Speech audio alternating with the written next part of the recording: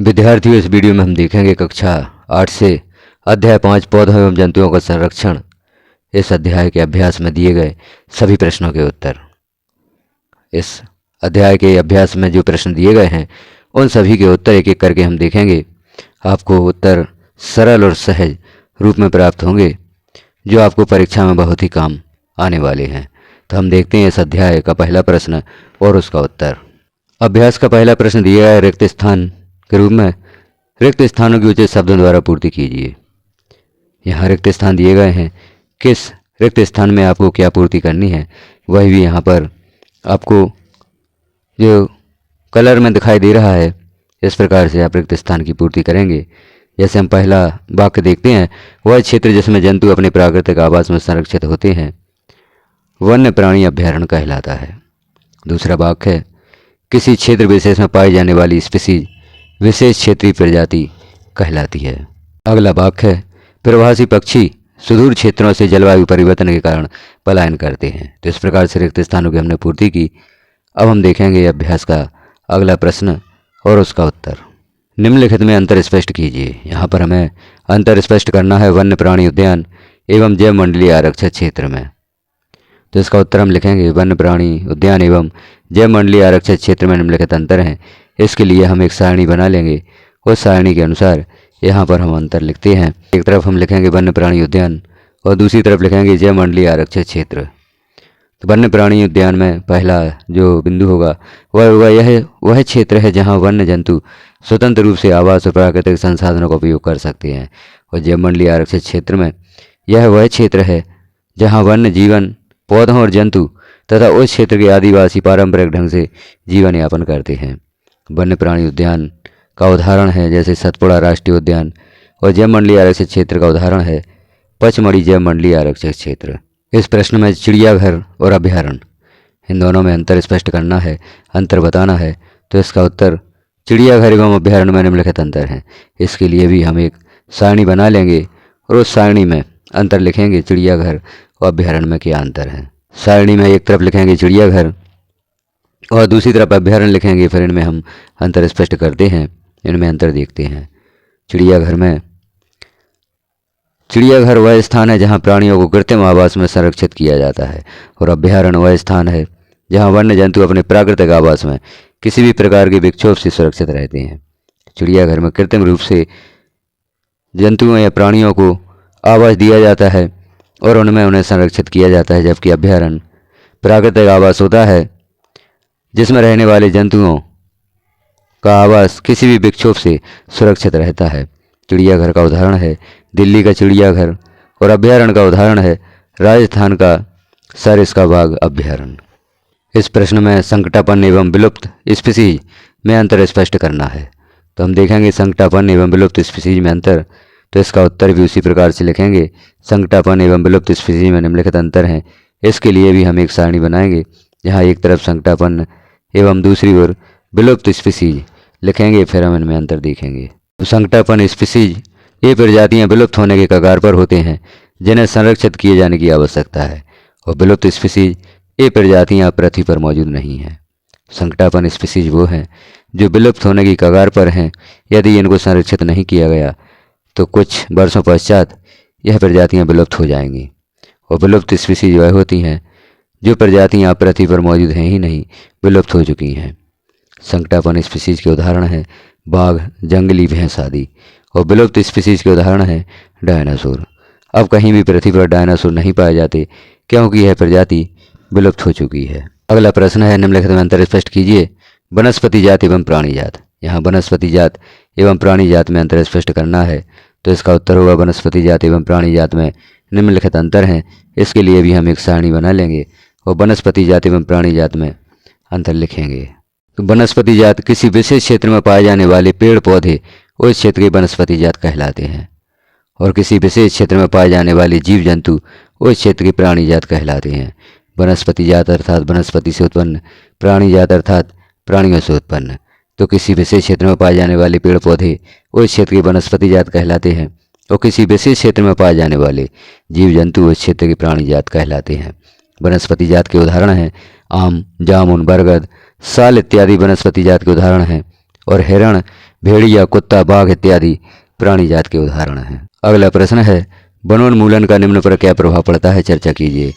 वनोन्मूलन अर्थात वनों के समाप्त होने पर निम्नलिखित पर क्या प्रभाव पड़ता है, इसका उत्तर हमें यहाँ पर लिखना है। तो जो यहाँ पर बिंदु दिए गए हैं, जैसे वन्य प्राणी, पर्यावरण, गांव या ग्रामीण क्षेत्र, शहर या शहरी क्षेत्र, पृथ्वी और अगली पीढ़ी, इन पर वनोन्मूलन का क्या प्रभाव पड़ता है, इसका उत्तर हम आगे देखेंगे। सबसे पहले देख लेते हैं वनोन्मूलन का वन्य प्राणियों पर क्या प्रभाव पड़ता है। वनोन्मूलन का वन्य प्राणी पर प्रभाव। वनोन्मूलन के कारण वन्य प्राणियों के प्राकृतिक आवास नष्ट हो जाते हैं, जिससे वे अनुकूल आवास की तलाश में इधर उधर भटकते रहते हैं। इस प्रकार वनोन्मूलन से उनके अस्तित्व को खतरा पैदा हो जाता है। अनुकूल वातावरण नहीं मिलने के कारण वे प्रजनन नहीं कर पाएंगे और उनकी प्रजाति धीरे धीरे विलुप्त होती चली जाएगी।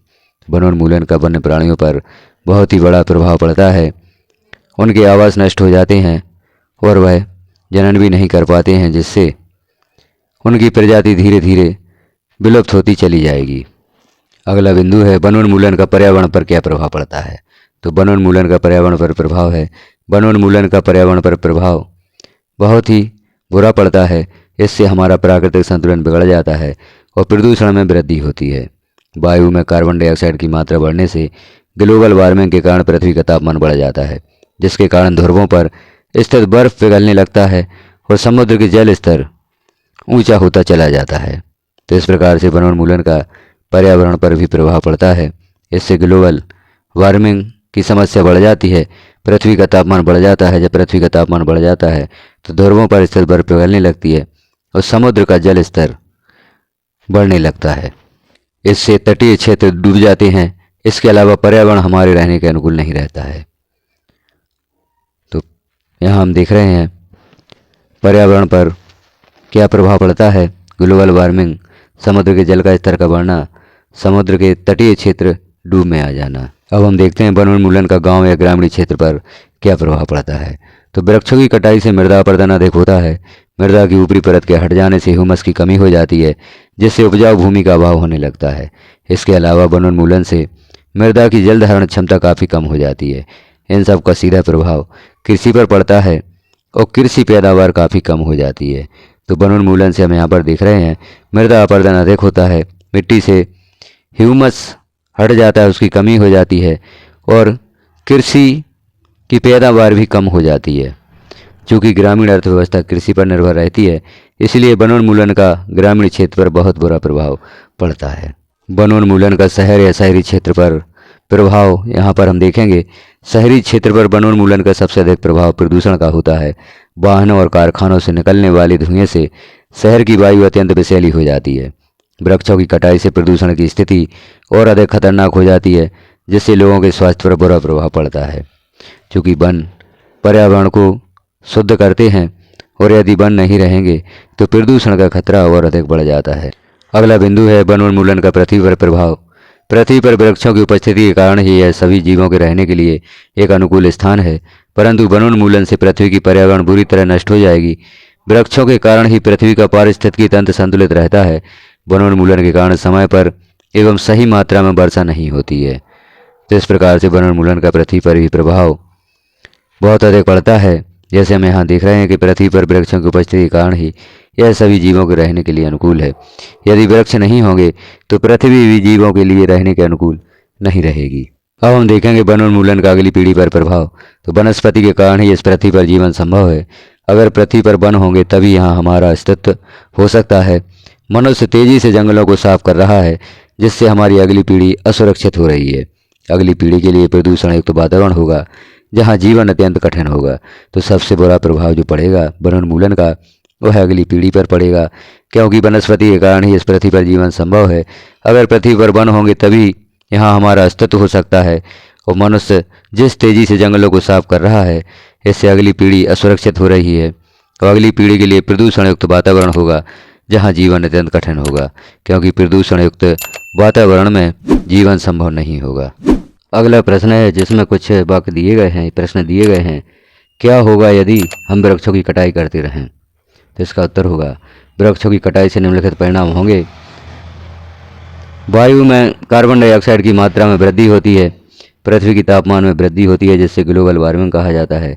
वर्षा की मात्रा में कमी आती है और जल चक्र प्रभावित होता है। तो यदि हम वृक्षों की कटाई करते रहेंगे तो कार्बन डाइऑक्साइड की मात्रा में वृद्धि हो जाएगी और पृथ्वी के तापमान में वृद्धि हो जाएगी, जिससे ग्लोबल वार्मिंग की समस्या भी होगी और वर्षा की मात्रा में कमी आएगी और जल चक्र प्रभावित होगा।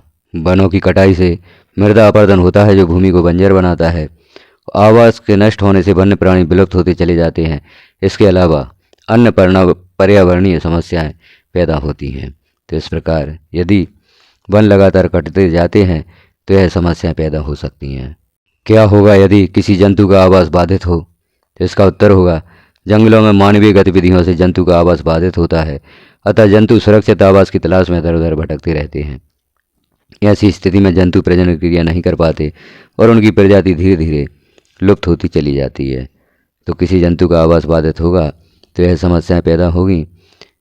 जंतु सुरक्षित आवास की तलाश में इधर उधर भटकेंगे और ऐसी स्थिति में जंतु प्रजनन क्रिया नहीं कर पाएंगे और उनकी प्रजाति धीरे धीरे विलुप्त होती चली जाएगी। अगला प्रश्न है, क्या होगा यदि मिट्टी की ऊपरी परत अनावृत हो जाए? तो इसका उत्तर होगा, यदि मिट्टी की ऊपरी परत अनावृत हो जाएगी तो नीचे की कंकड़ पत्थर दिखाई देने लगेंगे। इससे मृदा में ह्यूमस की मात्रा में कमी आ जाएगी और भूमि बंजर हो जाएगी। यदि मिट्टी की ऊपरी परत अनावृत हो जाती है तो जो उपजाऊ ह्यूमस होता है उसकी मात्रा में कमी आ जाती है और भूमि बंजर होती चली जाती है। अभ्यास का अगला प्रश्न है प्रश्न क्रमांक 5, संक्षेप में उत्तर दीजिए। का पहला प्रश्न है, हमें जैव विविधता का संरक्षण क्यों करना चाहिए? इसका उत्तर होगा, इस पृथ्वी पर सभी तरह के जीव प्रत्यक्ष या अप्रत्यक्ष रूप से एक दूसरे से संबंध रखते हैं। पर्यावरण में संतुलन बने रहने के लिए सभी प्रकार की प्रजातियों का रहना अति आवश्यक है, अतः हमें जैव विविधता का संरक्षण करना चाहिए। 5वें प्रश्न में जो अगला प्रश्न दिया गया है वह है, संरक्षित वन भी वन्य जंतुओं के लिए पूर्ण रूप से सुरक्षित नहीं है, क्यों? इस प्रश्न का उत्तर होगा, संरक्षित वन के आसपास रहने वाले लोग वन क्षेत्र में अवैध रूप से अतिक्रमण करके इन्हें नष्ट करते रहते हैं। वे वन से अवैध तरीके से सामग्रियां प्राप्त करते हैं, अतः संरक्षित वन भी वन्य जंतुओं के लिए पूर्ण रूप से सुरक्षित नहीं है। अगला प्रश्न है, कुछ आदिवासी वन या जंगल पर निर्भर करते हैं, कैसे? इसका उत्तर होगा, आज की आधुनिक सभ्यता में भी हमारे कुछ आदिवासी भाई अपनी आवश्यकताओं की पूर्ति हेतु जंगलों पर आश्रित हैं। वे शिकार कर अपना पेट भरते हैं और पेड़ की छाल, जंतुओं की खाल आदि से बने कपड़े पहनते हैं। तो आजकल आधुनिक युग में भी कुछ आदिवासी अभी भी जंगलों पर आश्रित हैं। वे शिकार भी करते हैं, शिकार करके अपना पेट भरते हैं, पेड़ की छाल और जंतुओं की खाल आदि से बने कपड़े पहनते हैं। अगला प्रश्न है, वनोन्मूलन के कारक और उनके प्रभाव क्या है? इसका उत्तर है, कृषि भूमि प्राप्त करना, घर एवं कारखानों का निर्माण करना, शहरीकरण, दावानल, भीषण सूखा आदि वनोन्मूलन के कारक हैं। प्राकृतिक आपदा, प्रदूषण, मरुस्थलीकरण, विश्व उष्णन, पर्यावरण असंतुलन आदि वनोन्मूलन के प्रभाव हैं। अगला प्रश्न है, रेड डाटा पुस्तक क्या है? इसका उत्तर होगा, रेड डाटा पुस्तक वह पुस्तक है जिसमें संकटापन्न स्पीसीज का रिकॉर्ड रखा जाता है। पौधों, जंतुओं और अन्य स्पीसीज के लिए अलग अलग रेड डाटा पुस्तकें हैं। अगले प्रश्न का उत्तर देखेंगे। प्रश्न है, प्रवास से आप क्या समझते हैं? तो इसका उत्तर होगा, पक्षियों की कुछ प्रजातियां प्रत्येक वर्ष ठंड से बचने के लिए लंबी दूरी तय करके सुरक्षित प्रदेशों में चले जाते हैं। मौसम अनुकूल होने पर ये वापस लौट आते हैं। इस प्रकार पक्षियों का एक क्षेत्र से बहुत दूर अन्य क्षेत्रों में चले जाना ही प्रवास कहलाता है। तो यहाँ हमने उत्तर देखा, प्रवास से आप क्या समझते हैं? तो जो पक्षी हैं, यह प्रजातियाँ ठंड से बचने के लिए लंबी दूरी तय करके सुरक्षित प्रदेशों में चले जाते हैं और मौसम अनुकूल होने पर ये वापस लौट आते हैं। इस प्रकार पक्षियों का एक क्षेत्र से बहुत दूर अन्य क्षेत्रों में चले जाना ही प्रवास कहलाता है। अगला प्रश्न है, फैक्ट्रियों एवं आवास की मांग की आपूर्ति हेतु वनों की अनवरत कटाई हो रही है। क्या इन परियोजनाओं के लिए वृक्षों की कटाई न्याय संगत है? इस पर चर्चा कीजिए तथा एक संक्षिप्त रिपोर्ट तैयार कीजिए। इसका उत्तर होगा, हमारी जनसंख्या दिनों दिन बढ़ती जा रही है। ऐसी परिस्थिति में आवास निर्माण और फैक्ट्रियां स्थापित करना आवश्यक हो जाता है। इन आवश्यकताओं की पूर्ति के लिए जंगलों को साफ कर भूमि तैयार की जाती है। ऐसा करना हमारी मजबूरी भी है। दूसरी ओर जंगलों की कटाई के गंभीर परिणाम भी सामने आ रहे हैं। इससे प्रदूषण में वृद्धि, अनियमित वर्षा, पृथ्वी के तापमान में वृद्धि, मरुस्थलीकरण एवं अन्य समस्याएं हमारे सामने चुनौती बन चुकी हैं। अतः इन परियोजनाओं के कोई अन्य विकल्प ढूंढे जाने चाहिए, न कि वृक्षों की कटाई की जानी चाहिए। अब हम देखेंगे अगला प्रश्न, अपने स्थानीय क्षेत्र में हरियाली बनाए रखने में आप किस प्रकार योगदान दे सकते हैं? अपने द्वारा की जाने वाली क्रियाओं की सूची तैयार कीजिए। इस प्रश्न का उत्तर होगा, हम अपने स्थानीय क्षेत्र में हरियाली बनाए रखने में निम्न क्रियाओं की सहायता से योगदान दे सकते हैं। जैसे पहली क्रिया है स्थानीय बच्चों की सहायता से अपने आसपास के क्षेत्रों में पौधे लगाकर। दूसरी है विशेष अवसर जैसे शादी, जन्मदिन आदि पर पौधे उपहार देने की परंपरा की शुरुआत कर। वृक्षों के महत्व के प्रति जागरूकता अभियान चलाकर। नर्सरी में मुफ्त मिलने वाले पौधे एवं वन विभाग द्वारा संचालित योजनाओं के बारे में जानकारी देकर और वन महोत्सव मनाकर। इस प्रकार से हम जो प्रश्न था अपने स्थानीय क्षेत्र में हरियाली बनाए रखने में किस प्रकार योगदान दे सकते हैं, तो जो हमने सूची यहाँ पर दी है उस प्रकार से हम योगदान दे सकते हैं। अगला प्रश्न है वनोन्मूलन से वर्षा दर किस प्रकार कम हुई है, समझाइए। इसका उत्तर होगा वृक्ष बाष्पोत्सर्जन की प्रक्रिया द्वारा वायुमंडल में जलवाष्प मुक्त करते हैं। यह जलवाष्प वायुमंडल में नमी की मात्रा को बढ़ाती है जो वर्षा के लिए बहुत बड़ा योगदान करती है। साथ ही वृक्षों की कटाई से वायु में कार्बन डाइऑक्साइड की मात्रा बढ़ती है जो ग्लोबल वार्मिंग के लिए जिम्मेदार होती है।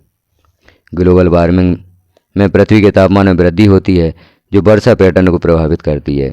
अतः वनोन्मूलन से वर्षा दर में कमी होती है। इस प्रश्न का उत्तर यहाँ पूरा होता है। हम देखेंगे अगले प्रश्न का उत्तर। अगला प्रश्न है हमें कागज़ की बचत क्यों करना चाहिए? उन कार्यों की सूची बनाइए जिनके द्वारा आप कागज़ की बचत कर सकते हैं। तो इसका उत्तर होगा कागज़ के उत्पादन के लिए वृक्षों को काटा जाता है। कागज़ उद्योगों में जल, ऊर्जा और हानिकारक पदार्थों का उपयोग होता है। अतः वृक्षों, जल और ऊर्जा बचाने एवं हानिकारक रसायनों का कम उपयोग हेतु हमें कागज़ की बचत करनी चाहिए। निम्नलिखित कार्यों के द्वारा हम कागज़ की बचत कर सकते हैं। कागज़ की बचत किस प्रकार से कर सकते हैं, उसके लिए हमें निम्नलिखित कार्य करने होंगे। कागज़ का पुनः चक्रण जो कि लगभग 5 से 7 बार संभव है। कागज़ का पुनः उपयोग, अनावश्यक खर्च को रोकना और लोगों में जागरूकता फैलाना। कागज़ की बचत हेतु लोगों में जागरूकता फैलाना, अनावश्यक खर्च को रोकना, कागज़ का पुनः उपयोग आदि सम्मिलित हैं। इस प्रकार से हमने इस अध्याय के अभ्यास में दिए गए सभी प्रश्नों के उत्तर देखे। चैनल पर सभी अध्यायों के प्रश्नों के उत्तर आपको यहाँ पर प्राप्त होंगे। इसके लिए आपको चैनल को सब्सक्राइब करना होगा। बेल आइकन को क्लिक कर ऑल पर प्रेस कर देंगे तो आपको चैनल पर पब्लिश होने वाले सभी अध्यायों के प्रश्नों के उत्तर नोटिफिकेशन के रूप में प्राप्त हो सकेंगे। यहाँ आपको विज्ञान विषय से संबंधित कक्षा 6 से 10 के प्रश्नोत्तर प्राप्त होंगे। अतः आप चैनल को सब्सक्राइब अवश्य कर लें, बेल आइकन को क्लिक कर ऑल पर प्रेस कर दें ताकि सभी वीडियोज आपको प्राप्त हो सकें। इस प्रकार से आप चैनल पर पब्लिश होने वाली सभी जानकारियाँ प्राप्त कर सकते हैं। चैनल पर पहली बार हैं तो आपको चैनल को सब्सक्राइब अवश्य करना होगा। वीडियो को लास्ट तक देखने के लिए आपका धन्यवाद।